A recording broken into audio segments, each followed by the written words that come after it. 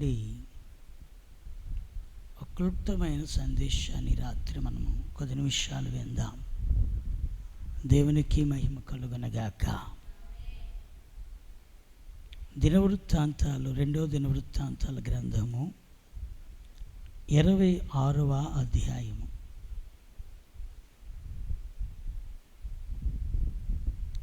పదిహేను వాక్యము అలాగే 16వ వాక్యము ఒక వ్యక్తి జీవితము లోబడితే ఎలా ఉంటుందో, ఒక వ్యక్తి గర్విష్ఠుడైతే ఎలా ఉంటుందో, ఆ 2 వచనాలు దేవుని పిల్లలుగా మనకు చాలా పాఠాలను నేర్పుతూ ఉంటుంది. మీరు చూస్తే ఈ 26వ అధ్యాయంలో ఒక చిన్నపాటి వయస్సు కలిగిన వాడుగా ఉజ్జియా కనబడతాడు. అప్పటికి 16 సంవత్సరాల వయసు వచ్చింది. ఆ కాలంలో యెరూషలేములో 52 సంవత్సరములు ఏలును అని కూడా ఉంది. యెకొల్యా అతని తల్లి పేరు, తండ్రి అమజ్యా. వీళ్ళిద్దరూ కూడా తన బిడ్డను అనగా ఉజ్జియాను చాలా చాలా దేవుని యొక్క దృష్టికి యథార్థముగా ప్రవర్తించేటట్లుగా చేశారట. స్తోత్రం. కొంచెం జాగ్రత్తగా వాక్యాన్ని మనం వింటే కాస్త మనం నేర్చుకోవాల్సిన పాఠం ఇక్కడ ఉంది. ఏంటి ఆ పాఠం అంటే, మొదట తల్లిదండ్రులు యథార్థవంతులైతే పిల్లలను కూడా నడిపించడానికి మనము వాళ్ళని ఎక్కడికక్కడికి వాళ్ళ చర్యలను పసిగడుతూ ఉంటాం, అంటే చూస్తూ ఉంటాం. ఆమేన్, హల్లెలూయా. ఏం చేస్తూ ఉంటాం? ఒక 3 ఏళ్ళు అనుకున్నాం అనుకోండి, 3 ఏళ్ళు పర్వాలేదు. 3 ఏళ్ళు వాళ్ళు అప్పుడు ఏమీ నేర్చుకోవడానికి వాళ్ళు అది తప్పేదో ఒప్పేదో తెలియదు. కానీ ఒక 5 ఏళ్ళు దాటిన కాంచి, ఎన్నేళ్ళు? 5 ఏళ్ళు దాటిన కాంచి వాళ్ళు ఖచ్చితంగా మనం ఏది చేస్తే దాన్ని వాళ్ళు వెంబడించగలరు. ఆమె ఏం చేయగలరు? వెంబడించగలరు. 3 ఏళ్ళు అయితే కష్టం, కానీ మహాతల్లి 3 ఏళ్ళకి ఇచ్చేసింది దేవుని మందిరానికి. స్తోత్రం. ఒక గొప్ప సమర్పణ కలిగిన తల్లి ఆమె. అనుకున్నట్టుగా మ్రొక్కుబడిని చేసుకున్నది. ఏమాత్రం కూడా ఒక్కరోజు కూడా ఎక్స్ట్రా కాకుండా, ఒక్కరోజు కూడా అధికము కాకుండా, పాలు విడిచిన వెంటనే అనే మాటను పట్టుకొని విడవగానే విడిచిపెట్టేయడానికి వెళ్ళింది. ఎవరామె? చేతులెత్తి దండం పెట్టాలి. ఎవరికి? ఎందుకంటే అలాంటి తల్లులు సహజం. దేవునికి స్తోత్రం. అలాంటి తల్లులు సహజం. ఎందుకంటే పిల్లలు పుట్టినంతసేపు మనకు కూడా ఒక కోరిక ఉంటుంది. ఇస్తే దేవునికి ఇచ్చేస్తాను. ఎవరికి ఇచ్చేస్తాం? పుట్టకపోతే ఎవరికి ఇచ్చేస్తాం? పుట్టిన తర్వాత ఏమంటాం? దేవునికి ఇచ్చేయడం అంటే అర్థం ఏంటి? ఇచ్చేయడం అంటే వాడిని ఒక ఆలోచనతో పెంచడం. ఆమేన్. ప్రతిరోజు వాళ్ళకి కూడా ఆలోచన చెప్పాలి. స్తోత్రం.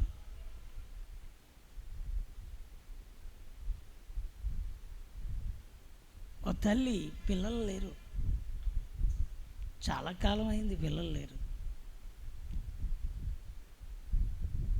పిల్లల కోసం మందులు వాడితే కిడ్నీ ఫెయిల్ అయిపోయింది. ఎఫెక్ట్ దీని మీద పడిపోయింది. ఒక కిడ్నీ ఫెయిల్ అయిపోయింది. డాక్టర్లు చెప్పారు, అమ్మా నీకు ఒక కిడ్నీ పనిచేస్తుంది, ఉన్న కిడ్నీ పాడైపోయింది. అది తీయకపోతే ఉన్న కిడ్నీ కూడా మరొక దాన్ని కూడా, దీనికి ఉన్న ఇన్ఫెక్షను, దీనికి ఉన్న ఆ ఇన్ఫెక్షను అది తీయకపోతే రెండో దానికి కూడా సోకుతుంది. అందుకని డాక్టర్లు ఆమెకు చెప్పి ఆ పనిచేసే కిడ్నీని ఉంచి పని చేయని దాన్ని ఏం చేశారంటే తొలగించారు. ఈ పిల్లలు పుడతారనే ఆశ ఉంటుందంటారా? చెప్పరే. పిల్లలు పుడతారనే ఆశ ఉంటుందా? కానీ ఆమె నాకు దేవుడు ఏ బిడ్డిచ్చినా ఆ బిడ్డను దేవునికే సమర్పించేస్తాను. స్తోత్రం. ఎవరికి? ఏ బిడ్డనిచ్చినా ఎవరికి సమర్పించేస్తాను?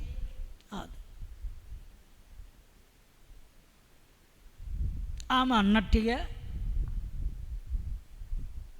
చాలా కాలం, దాదాపు ఒక రకంగా చెప్పాలంటే ఇప్పుడు ఆ పిల్లల్ని ఎత్తుకోవాలి ఆమె.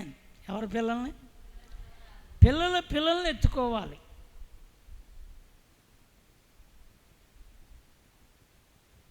అమ్మగారి కంటే కూడా పెద్దదే ఉంటుంది. స్తోత్ర. పిల్లల్ని ఎత్తుకోవాలి. అయితే ఆ ఆశ ఏంటంటే, దేవుడు నాకు గర్భఫలం ఇస్తే నేనేం చేస్తాను? చాలా కాలం అయిపోయింది, ఇప్పటికీ ఒక కిడ్నీ తీశారు. నిరీక్షణకు ఆధారం లేని పరిస్థితుల మధ్యలో ఉన్నప్పుడు ఆమె కన్జ్యూమ్ అయింది. స్తోత్ర. Pregnancy confirm. దాన్ని టెస్ట్ చేస్తే అమ్మా నువ్వు గర్భవతివి అని ఆమెకి నిర్ధారణ చేశారు డాక్టర్లు. చేశారే కానీ ఆమెతో అన్న మాట ఏంటంటే, నీకు పుట్టే బిడ్డ ఒకవేళ నువ్వు ఉంచుకుంటే ఆ బిడ్డ కూడా ఆరోగ్యకరమైన బిడ్డగా ఉండదు. నీకున్న అంగవైకల్యం, ఓ రకంగా అంగవైకల్యం అంటే ఆల్రెడీ లోపం నీలో ఉంది కాబట్టి ఆ లోపల ప్రెగ్నెన్సీ నెలలు జరిగే కొలది ఆ కాలము, డెలివరీ అయ్యే కాలం వచ్చేసరికి ఆ బిడ్డ ఖచ్చితంగా నీకంటే పెద్ద ప్రాబ్లంతో పుడుతుంది. అందుకని ఆ డాక్టర్ అమ్మ చెప్పింది ఏంటంటే, అమ్మా అపాసం చేసేద్దాం. ఏం చేద్దాం? అపాసం చేసేద్దాం. ఎందుకు? బాగోని బిడ్డ, ఎందుకు అంగవైకల్యంతో నీ కన్నుల ముందే ఆ బిడ్డను చూసి బాధపడి ఈ బాధ కంటే ఆ బాధ ఇంకా ఎక్కువ అవుతుంది. దానికి ఇది తోడై నువ్వు ఇంకా ఏదనకుండా వెళ్ళే కంటే తీసేద్దాం, ఇంక పిల్లలు ఎందుకులే అన్నట్టుగా డాక్టర్లు ఇంట్లో వాళ్ళతో చెప్తే, ఇంట్లో వాళ్ళు కూడా అమ్మ ఇప్పటి వరకు నువ్వు చచ్చి బ్రతికినట్టు బ్రతికావు, ఇప్పటికే నీతో పడ్డాము, ఇక పోలే పిల్లలు లేకపోయినా పర్వాలేదులే అన్నంతగా ఆ భర్త కూడా చెప్పడం జరిగింది.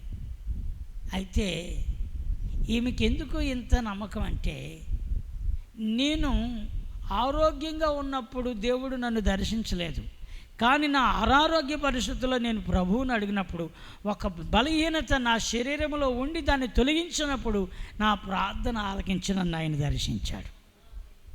అందుకని ఒకవేళ మీరు చెప్పిన మాట వాస్తవమే, కాదనలేదు, కానీ నేను ఆ బిడ్డను దేవుని కోసం పెంచుతాను. కలిస్తే ఎవరి కోసం? ఇస్తే దేవుని కోసం పెంచుతాను. ఎంతమంది చెప్పినా, డాక్టర్లు ఎన్ని రకాలుగా చెప్పినా ఆమె గురి ఎవరి మీద? ఆఖరికి డిక్లేర్ అయిపోయింది, ఏ బిడ్డ పుట్టినా నేను మాత్రం ఆ బిడ్డను నేను పెంచుతాను. స్తోత్రం.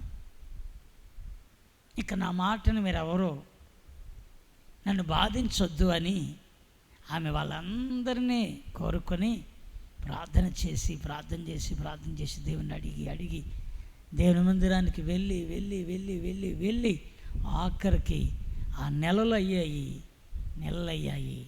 ఆ బిడ్డ పుట్టింది. ఎంతలా పుట్టిందంటే బహు ఆరోగ్యకరంగా పుట్టింది. స్తోత్రం.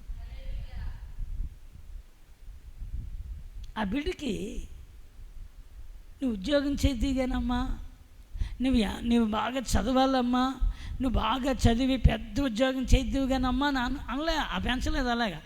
ఏ మాట వచ్చినా అమ్మా నువ్వు దేవుని సేవ చేయాలి. ఏ మాట? ఆ బిడ్డకి ఏమి నేర్పించింది?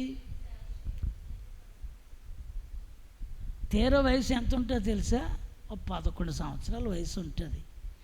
ఆ బిడ్డ ఎంత ఆకలితో ఉంటుందో తెలియదు, కానీ ఉపవాసం అంటే కటిక ఉపవాసం చేస్తుందట. స్తోత్రం చెప్పండి. ఏ ప్రార్థన చేస్తుంది? కటిక ఉపవాసం. నీళ్ళు తాగమ్మా చిన్నపిల్లవంటే, అమ్మా నన్ను దేవుని కోసం పెంచాలని పెంచుతానన్నావు కదా, మరి నేను నీళ్ళు తాగేస్తే ఉపవాసం ఏముంది? తాగనంతే. దేనికి స్తోత్రం.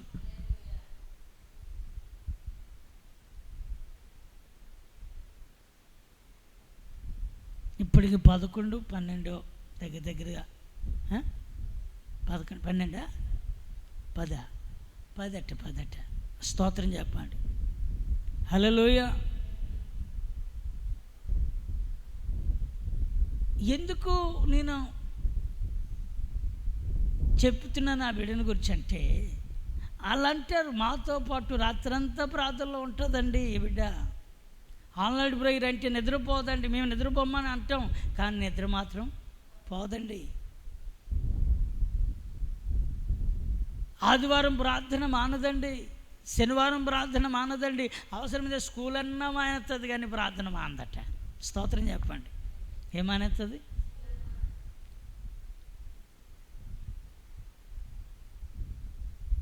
మేము ప్రార్థన చేయకపోయినా ఆ బిడ్డ ప్రార్థన చేస్తూనే ఉంటుందండి. నేను ఎందుకు ఈ మాట చెప్తున్నానంటే, తల్లిదండ్రులు ఆ మాదిరిని, ఆ నడవడికని వాళ్ళకి మనమే ఏం చేయాలంటే చూపించేవారుగా మారాలి. స్తోత్రం. ఆమేన్. హల్లెలూయా. మనమే కావాలి మాదిరి, మనమే కావాలి. ఇక్కడ మనం చూస్తున్నప్పుడు ఈ అధ్యాయంలో మనకు కనబడుతున్న అద్భుతమైన వ్యక్తులు ఎవరయ్యా అంటే,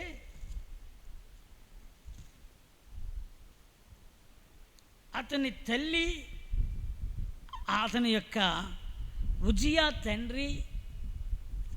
యొక్క తండ్రి కనబడతారు. స్తోత్రం. తల్లి యొకిల్యాని, తండ్రి అమర్జయని. వీళ్ళు యెహోవా దృష్టికి ఏం చేశారట? యథార్థముగా ఏం చేశారు? అది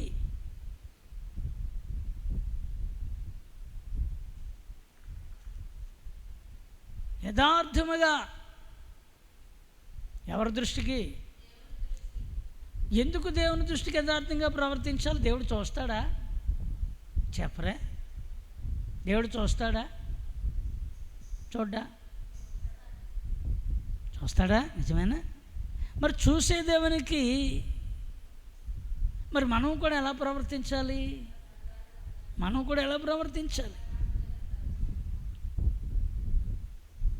మరి మనం ప్రవర్తించగలుగుతున్నామా? మనం అలాగా ఆయన చూస్తున్నాడని భయం కలిగి ఉన్నామా? ఆయన చూస్తున్నాడని అయ్యో దేవుని సన్నిధి, దేవుని యొక్క వాక్యము, దేవుని యొక్క సహవాసము మనము ఎల్లప్పుడూ కూడా కొనసాగుతూ ఉండాలని భయం కలిగి ఉన్నామా? దేని బిడ్డలారా,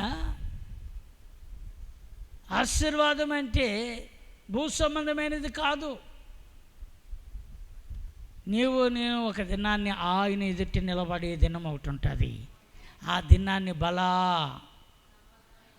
అనే మాట ఆయన దగ్గర పొందుకొని ఆయన సిద్ధపరిచిన రాజ్యంలో ప్రవేశించడం ఆశీర్వాదం. స్తోత్రం. అది తరతరములకు నిలిచే ఆశీర్వాదం, యుగ యుగములు నిలిచే ఆశీర్వాదం. తాత్కాలికమైన ఆశీర్వాదం వేరు, భూసంబంధమైన ఆశీర్వాదము ఈరోజు ఉంటుంది, రేపు పోవచ్చు, మనం చెప్పలేం. యోబుకుంది, తర్వాత పోయింది, అవునా? ముందుంది, తర్వాత పోయింది, తర్వాత మళ్ళీ వచ్చింది.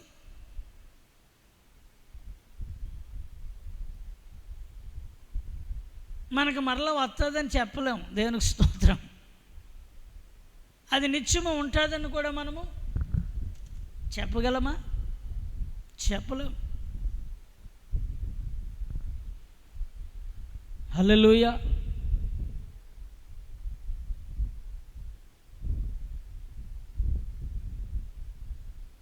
తర్వాత యోబు సంతానం కోసం కానీ, యోబు యొక్క చరిత్ర కానీ, యోబు గ్రంథంలో తప్ప పిల్లలు ఏమయ్యారో ఇక తెలదు. ఆ పిల్లల సంతానం ఎలా ఉందో కూడా తెలియదు. మొత్తానికి ఆ యోబు సంతతి ఎలా ఉందో కూడా తెలియదు. దేనికి స్తోత్రం. బహుశా ఏమైందో బైబిల్లో ఇంకక్కడితో ఆ చరిత్ర ఏమైంది, అయిపోయింది. ప్రేమింది ఏం బిడ్డలారా, ఎందుకు ఈ మాట చెప్తున్నానంటే, శాశ్వతమైన ఆశీర్వాదంలోనికి మనం వెళ్ళాలి. స్తోత్ర. ఏ ఆశీర్వాదం అది?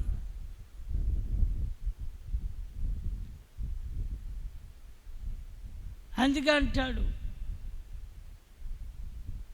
ఇక్కడ మీ ధనము దొంగిలించబడుతుంది, ఇక్కడ మీ ధనము చిమ్మెట్లు కొడేస్తాయి, ఇక్కడ మీ ధనము ఏమండి. పూర్వదినాల్లో మట్టి డిబ్బీలు ఉండి, జ్ఞాపకం ఉందా? ఏ డిబ్బీలు? మట్టి డిబ్బీలు. ఆ మట్టి డిబ్బీల్ని గోడల్లో దాచేవారు. మట్టి గోడల్లో ఏం చేసేవారు?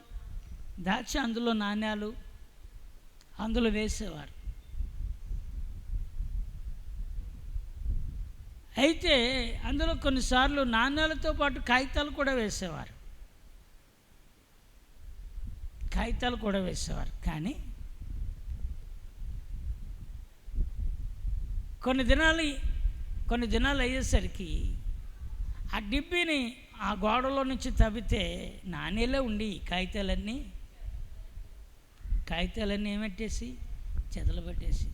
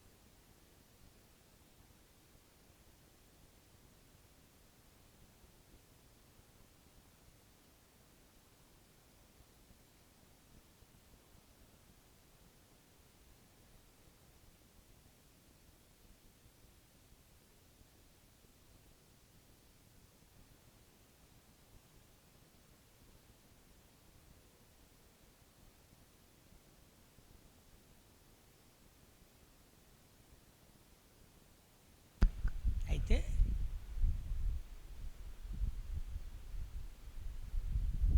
ఈయన మోకాళ్ళు తన్ను పెట్టి భుజాన్ని బస్తా ఎత్తుకునేవాడు. అంత ఆరోగ్యకరమైన మంచి కష్టజీవి, అంత స్పీడ్గా పనిచేసే ఆయన ఆ రోజుల్లో ఒక 40 సంవత్సరాలు వెనక్కి వెళ్తే రోజుకు 300 రూపాయలు జీతం తెచ్చుకునేవాడు. రోజుకి ఎంత? ఒక 40 సంవత్సరాలు వెనక్కి వెళ్తే అంత పని చేసేవాడు అన్నమాట. ఆ తెచ్చినవన్నీ భార్య ఏం చేసేదంటే డిబ్బీలో భూమిలో కప్పెట్టి అందులో వేసేది. భూమిలో కప్పెట్టిన సంగతి భర్తకి చెప్పలే. భార్యకి ఎత్తున్నాను కదా, దాస్తుంది కదా అని ఆయన అనుకున్నాడు. ఈ లోపల ఏరు బారేసింది. లోపల గుమ్మాల్లోకి మొత్తం అంతా వచ్చేసి అప్పుడు జ్ఞాపకం వచ్చి తవ్వితే అందులో కాగితాలన్నీ, కానుల కంటే కాగితాలు ఎక్కువ వేసింది అందులోని. ఆ కాగితాలన్నీ ఎక్కడికి ఎంత ఉంటుందంటే ఆ రోజులు ఒక 70,000 రూపాయలు అంటుంది. ఎంత? 70,000 రూపాయలు. ఆ బెంగుతాను చచ్చిపోయింది. అర్థమైందా? ఇంత డబ్బు కష్టపడిన దాన్ని నేను మట్టిపాలు చేశాను. కొద్ది రోజులు బెంగెట్టుకుని అనారోగ్యం తెచ్చుకుని ఆ రోగంతో ఆమె ఇంకా లేవనెత్తబడలేక ఆమె చనిపోయింది. నేను ఎందుకు ఈ మాట చెప్తున్నానంటే, ఇక్కడున్న ధనము దొంగలు ఎత్తుకుపోతారు. ఎక్కడున్న ధనము తుప్పు పట్టేస్తుంది, చిమిడి పడేస్తుంది. కానీ పరలోకంలో ధనం కూర్చుకోవాలి. స్తోత్రం. ఆ ధనమే యథార్థత. అది పోగయ్యేది. అక్కడ పోగవ్వాలంటే ఇక్కడ ఏముండాలి మనకి? యథార్థత. ఎందుకు అంటే దేవుడు చూచుచూ ఉన్నాడు. ఆమె మన దేవుడు ఎవరు? చూచుచున్న పాడతాం కదా, చూచుచున్న దేవుడు నీవేనయ్యా అని పాడతాం. ఆయన చూచుచున్న దేవుడు. అందుకే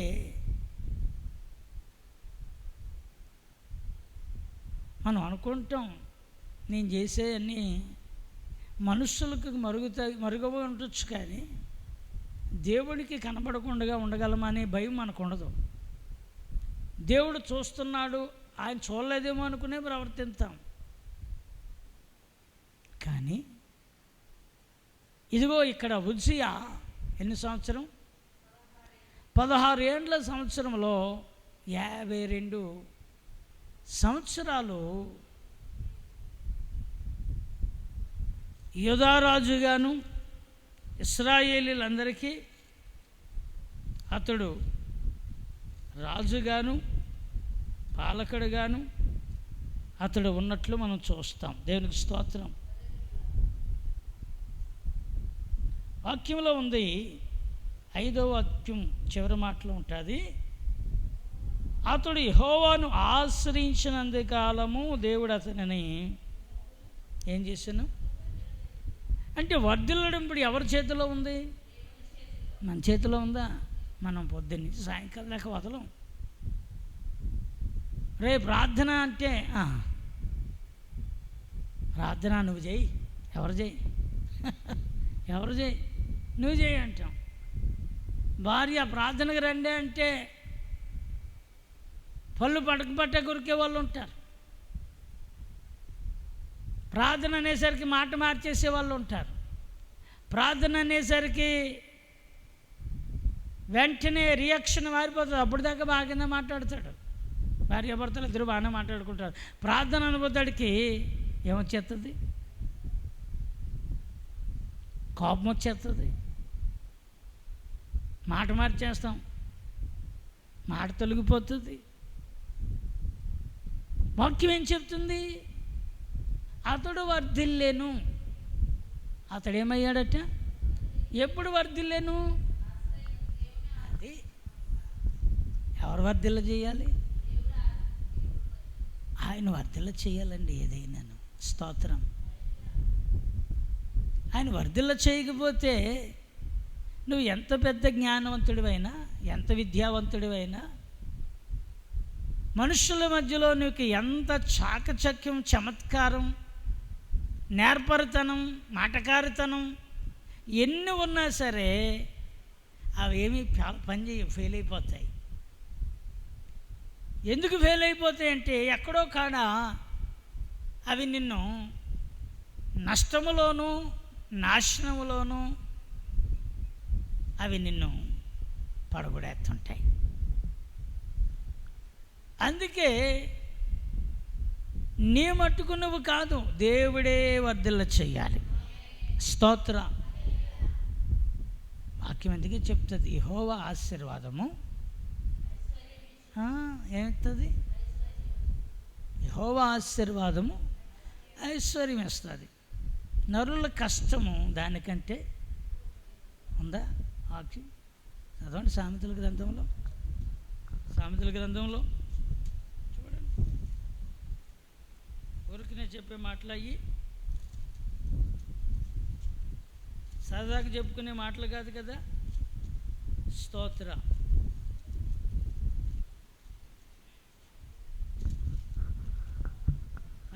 దొరికిందా మాట? 10 చదవండి.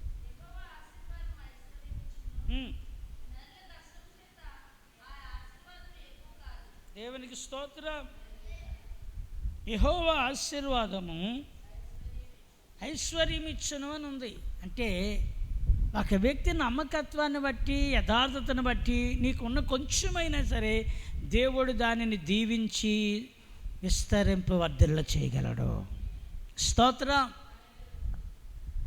ఎంత అద్భుతమో కదా. అప్పులైపోయానని చెప్పింది కదా ఎలీషా దగ్గరికి వచ్చి ఒక ఆమె, అయ్యా నా భర్త చనిపోయాడు, ఇదిగో పలానా అప్పుల చేత నా బిడ్డలు ఇప్పుడు బానిసలుగా కొనుక్కోబడుతున్నారు, అప్పుల వారు వచ్చి నా బిడ్డలను తీసుకుని పోతానంటున్నారు, నేనేం చేయడానికి? నా దగ్గర ఎలాంటి విధమైన ఆర్థికమైన నిధులు లేవయ్యా. దైవసేవకుడా, నేనేం చేయాలి నాకు తెలియలేదు, అందుకే నిన్ను దగ్గరికి వచ్చాను. మీరేమి సెలవిస్తారో, మీరేం చెప్తారో అని పరుగెత్తుకుని వచ్చింది.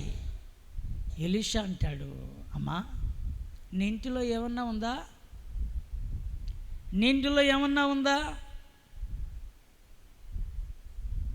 అందయ్యా. ఏముంది? నూనె కుండ. ఏముంది? ఒక కుండ ఉంది, అది కూడా ఒట్టిపోయిన నూనె కుండ ఉంది. అందులో కూడా నూనె లేని కుండే, కాకపోతే నూనె ఇప్పటి వరకు అందులోనే దాచాను, అందులోనే నిల్వ చేశాను, ఆ కుండ మాత్రం ఉంది. అయితే నేను చెప్తున్నాను, నీవు ఊరిలోకి వెళ్ళి నీకు ఇరుగు పొరుగు వారి దగ్గర నుంచి, తెలుసున్న వాళ్ళ దగ్గర నుంచి, ఎవరి దగ్గరికన్నా వెళ్ళి ఎన్ని పాత్రలు అయితే ఉన్నాయో అవన్నీ తెచ్చి ఆ ఇంట్లో ఆ పాత్రల్లో ఈ కొండను ఏం చెయ్యి,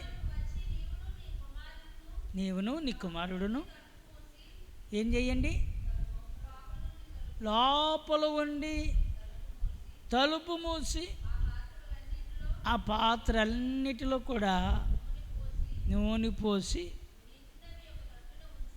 నిండిని అన్నీ ఒక పక్కన పెట్టండి.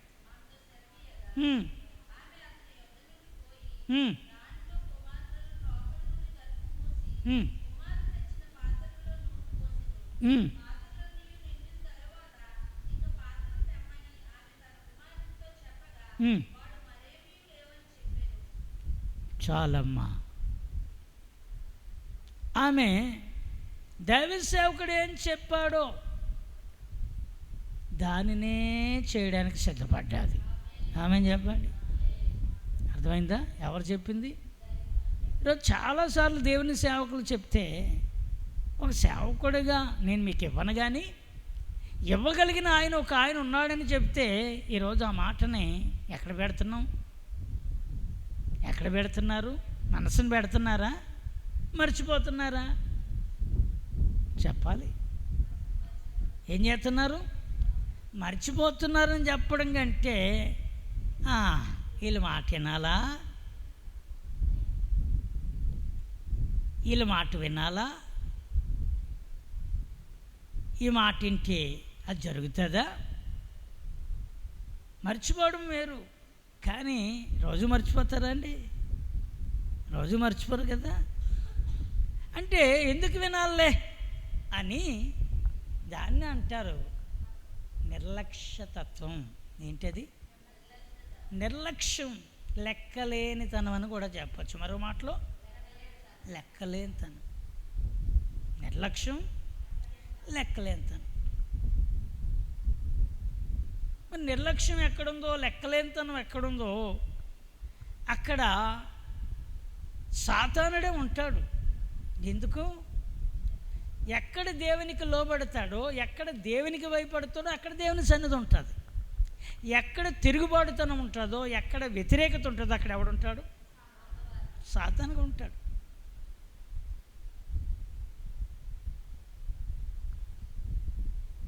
సాతానుగాడు యేసు రక్తంలో నువ్వు కడగబడిన తర్వాతే వాడు వదిలేశాడు. కానీ నువ్వే మరలా వాడిని ఏం చేసావంటే నిర్లక్ష్యము, లెక్కలేనితనము అనే 2 పదాలను వాడికి చోటిచ్చేటట్లుగా చేసి మరలా నీ జీవితంలోనికి, నీ వ్యక్తిగతంలోనికి వాడు మరలా ఆహ్వానించబడుతూ ఉన్నాడు. నీ కుటుంబంలోనికి ఆహ్వానించబడుతున్నాడు, నీ పనిలోకి ఆహ్వానించబడుతున్నాడు. దేవుని బిడ్డలారా,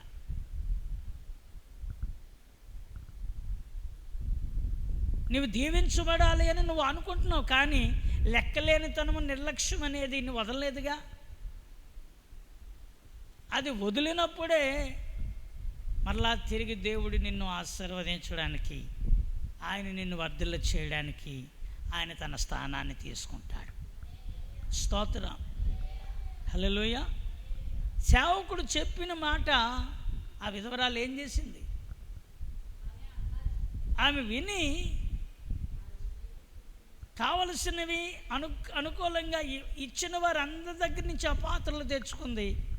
నీవును నీ బిడ్డను లోపల గదిలో ఉండి తలుపు వేసి మీ దగ్గరున్న ఆ పాత్రలోనున్న నూనెని ఈ పాత్రలు ఏం చేయండి, నింపండి అని చెప్పాడు. అక్కడ ఓపెన్గా చేయమని చెప్పలే, తలుపు వేయండి అన్నాడు. ఏమన్నాడు? ఎందుకు తలుపు వేయాలంటే ఇంక నువ్వు తలుపు వేసేస్తే పక్కోళ్ళు మరలా వచ్చి నిన్ను అడగరు. ఇంకా ఏం చేస్తున్నావు, ఖాళీగా ఉన్నావా, ఏ పనికన్నా వస్తావా, నువ్వు చేసే పని ఏంటి? ఇక మీరు ప్రార్థనలోనే ఉండండి. దేవునికి స్తోత్రం. తలుపు ఎందుకు వేయడం? తలుపు తెరిచుంటే ఎవరు వస్తారు? నిన్ను ఏం చేస్తారు వాళ్ళు? అర్థమైందా? ఏం చేస్తారు? డిస్టర్బ్ చేస్తారు. నువ్వు ప్రార్థనలో ఉందనుకున్నావు, కానీ ఎవరొకరు పక్కోళ్ళు వచ్చి అమ్మా ఏముండవు అని అంటారు. లేకపోతే వాళ్ళు అక్కడ దొరుకుతుంది, నువ్వు కూడా రావచ్చు కదా అని అంటారు. నువ్వు ఇలాగుంటే ఇంకేమో ఈ బాధలు ఎక్కడ పడతావు, ఎక్కడో కాడ వెళ్తే మంచిది కదా అని అంటారు. నేను ఎందుకు ఈ మాట చెప్తున్నానంటే నీ దేవుని యొక్క మాటను నువ్వు లోబడకుండా చేయడానికి సాతానుడు అనేక రకాల పన్నాగాలు వేస్తుంటాడు. అందుకనే నీవు తలుపెయ్యి అన్నాడు. దేవునికి స్తోత్రం. ఏమయ్యి? తలుపు అంటే ఇప్పుడు అర్థమైందా? బయట మాటలన్నీ తలుపులు వేసి అలా దేవుని మాట కోసమే ఉంచాలి. దేవునికి స్తోత్రం. అర్థమైందా? ఏ తలుపు? బయట ఎన్నో వస్తాయి, బయట ఎన్నో వస్తుంటాయి. అవన్నీ లోపలికి వెళ్తే ఉన్న కాడికి ఏమవుతుంది? ఉన్న కాడికి ఏమవుతుంది? పాడైపోతుంది. నువ్వు ఒక ఆలోచన చెప్తావు, నేను ఒక ఆలోచన చెప్తాను, ఇంకొకటి చెప్తారు, ఇంకొకటి చెప్తారు, ఇంకొకటి చెప్తారు. ఇంకెక్కడ ఉంటుంది దేవుని మీద నీకు? ఇంకెక్కడ ఉంటుంది ఆయన సన్నిధి యందు ఆసక్తి? ఈ తలుపులు ముయ్యి, ఈ మూసినప్పుడు ఆ ఆశీర్వాదం నువ్వు తెరవబడుతూ ఉంటుంది. స్తోత్ర. అక్కర తీర్చబడుతూ ఉంటుంది, ఆ కొదువు తీరుతుంది. ప్రేమ దేవుని బిడ్డలారా, ఆయన ఖచ్చితంగా ఆయన ఆశీర్వదించు దేవుడు. స్తోత్రం. ఆశీర్వదిస్తాడు. ఎవరిని అని చూస్తే ఎవరైతే యథార్థంగా, ఎవరైతే ఆయన యందు ఏం కలిగి, భయభక్తులు కలిగి, ఆయన మాట కోసం ఎవరైతే అత్యాసక్తి కలిగి ఉంటారో, నిన్న నేడు రేపు, నిన్న నేడు రేపు కూడా ఆయన తను దీవించడంలో ఎక్కడ మార్పు లేనివాడు. స్తోత్రం. దీవించబడాలనే కోరిక ఉంది, కానీ దాన్ని పొందుకునే మనస్సు మనకు ఉండాలి. ఆమేన్. 16 సంవత్సరాల కాలంలో 52 సంవత్సరాలు ఆయన వయస్సు వచ్చేంత వరకు అతడు పాలించిన పాలనలో యెహోవా దృష్టికి ఎలా నడుచుకున్నాడట. ఆ యథార్థతే అతన్ని వర్ధిల్ల చేసిందని, విస్తరింప చేసిందని, గొప్ప చేసిందని, ఉన్నతమైన గొప్ప గొప్ప పనులు ఆయన జరిగించాడని ఆ అధ్యాయం మనకు నేర్పుతూ ఉంటుంది. దేనికి స్తోత్రం. అయితే అంతటి గొప్పవాడట మనస్సును గర్వించానని కూడా ఉంది. ఏం చేశాడు? ఏమొచ్చింది? అంతటి గొప్పవాడికి ఏమొచ్చింది? ఎప్పుడు గర్వం వచ్చిందంటే స్థిరపడిన తర్వాత అని ఉంది. ఎప్పుడట? అతడు స్థిరపడిన తర్వాత మనస్సును గర్వించి ఏమయ్యాడు? చెడిపోయాను. అంటే చెడిపోయానంటే అర్థం ఏంటంటే దేవుడు వదిలేశాడు. ఎవరిని? ఎందుకు వదిలేశాడు? మనసు చెడిపోయింది. ఏం చెడిపోయింది? మనసు చెడిపోయింది. ఎలా చెడిపోయింది? గర్వం వచ్చేసింది. గర్వం. అందుకే నాశనానికి ముందేమవుతుందట? గర్వం వస్తుంది అంటారు.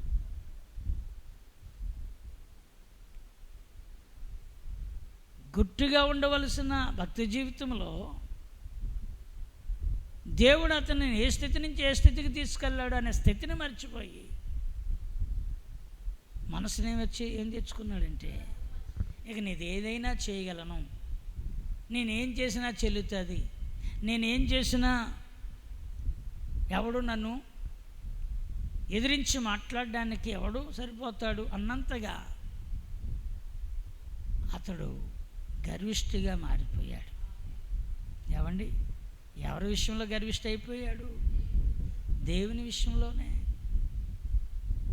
దేవుని విషయంలో గర్విష్ఠ అయిపోకూడదు. నాన్ని ఎంతో మీకు చెప్పాలంత టైం లేదు, కానీ దేవుడు అంటాడు సమూయేలు ద్వారా సౌలుతో అంటాడు మాట ఏంటంటే, మొదటి సమూయేలు గ్రంథంలో ఆ మాట చూడని ఒకసారి, దేవుడు మిమ్మల్ని విస్తరింపచేయాలని మనసు పెట్టాడయ్యా అంటాడు అక్కడ. స్తోత్రం. మొదటి సమూయేలు గ్రంథము 13వ అధ్యాయమా చూడండి ఒకసారి. దేవుడు మిమ్మల్ని విస్తరింపజేయాలని కోరుకున్నాడు అని అంటాడు సమూయేలు. 12వ అధ్యాయము 22 వచనం. మొదటి సమూయేలు 12:22.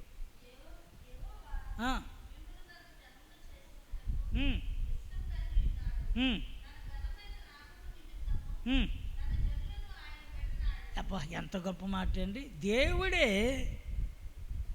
ఓ ఇశ్రాయేలు ప్రజలారా, ఓ యోధా జనాంగమా,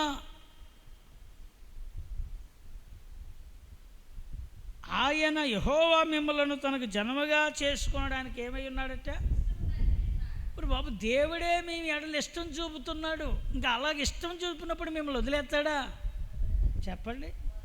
ఇష్టం చూపినప్పుడు వదిలేస్తాడా?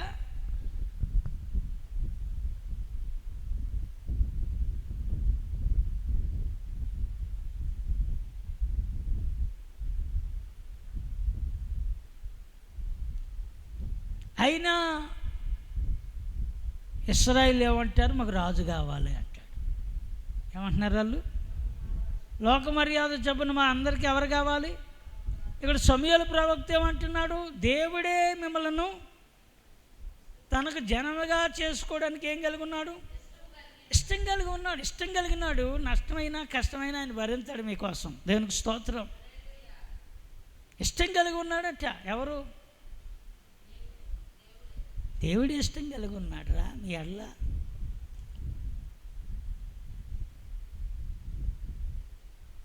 తన ఘనమైన నామము నిమిత్తము ఆయన మిమ్మల్ని ఎక్కడా ఆయన విడనాడడు అని చెప్పాడు. ఎవరు? సమూయేలు. దేవునికి స్తోత్రం. సమూయేలు చెప్పాడు.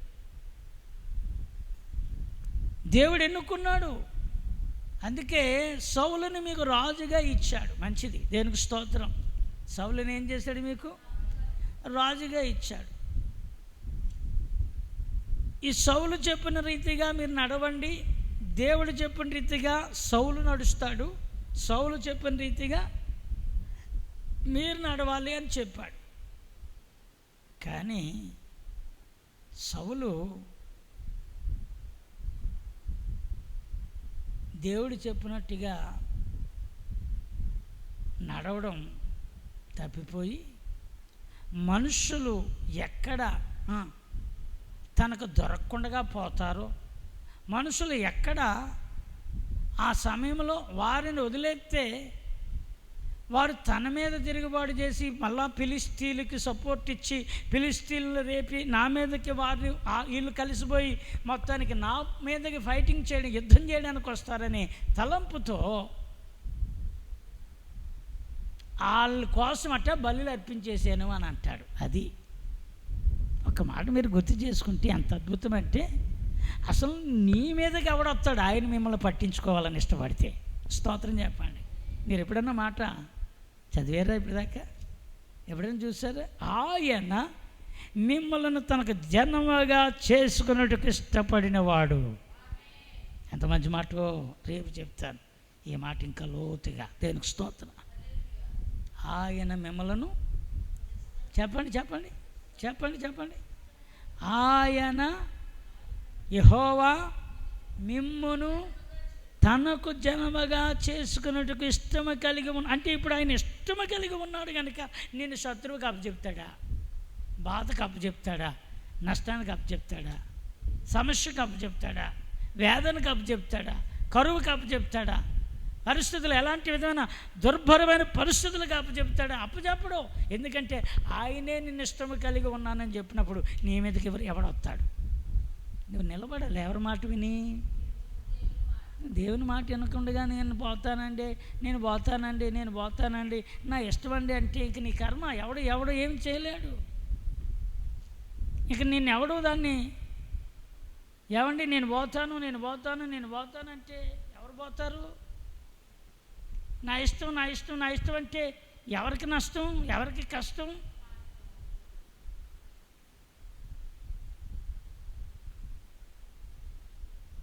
ఎవరికండి కష్టం? దేవుడు చెప్పాడు, నిన్ను నేను జన్మగా చేసుకోవడానికి ఇష్టపడ్డాను సౌలా. స్తోత్రం.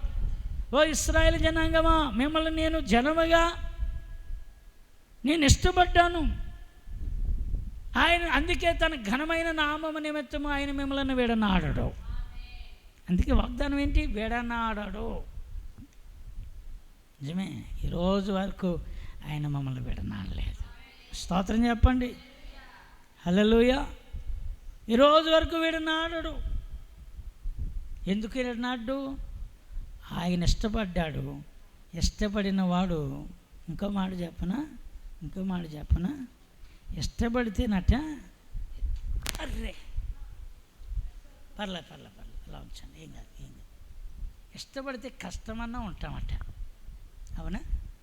అవునా కాదు చెప్పండి. హలో, మీకు అర్థమైందా?